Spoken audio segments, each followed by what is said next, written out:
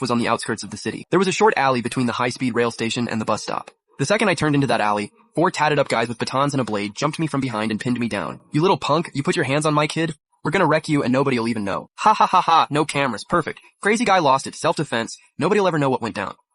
Right then, the 2 little voices in my head both popped up at the same time and started banging drums. On top of that, I have XYY syndrome. My physical strength and explosive power are way above average. I broke free instantly. Then I headbutted the dad straight in the face, followed by a kick right to the groin. Then I swiped the blade from the guy next to me. The dad was the first to recover. He swung a baton straight at my head, but I didn't dodge.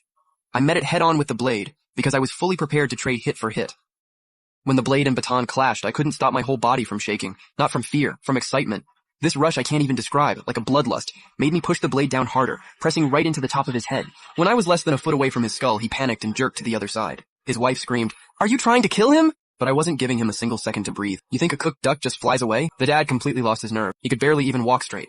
He scrambled away on all fours. The other 3 thugs? Running and rolling all over the place. I chased them down with a blade. Man, survival instincts really do hit different. I've held the long-distance running title at the psych ward for 3 years straight, and I still couldn't catch them. Fortunately, bystanders saw everything and called the cops. That's the only thing that saved them. And just like that, we all ended up at the police station. After hearing the whole story, the cop rubbed his temples.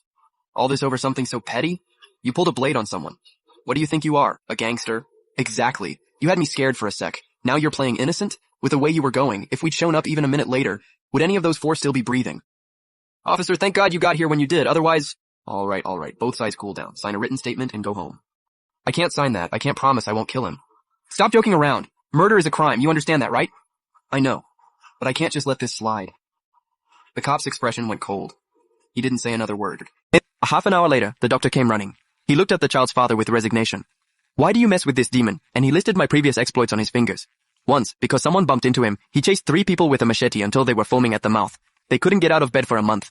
In the hospital, he had the only private room. No one dared to share with him. Once he had a big roommate with bipolar disorder, but within a week, he became socially phobic. He ended up there because after a fight, in anger, he tried to gouge someone's eye out with a spoon.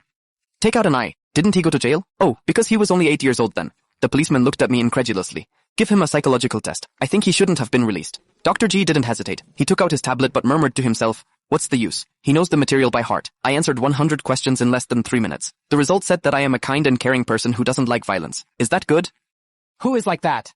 What I didn't know is that the day I left the hospital, the director came to see me off.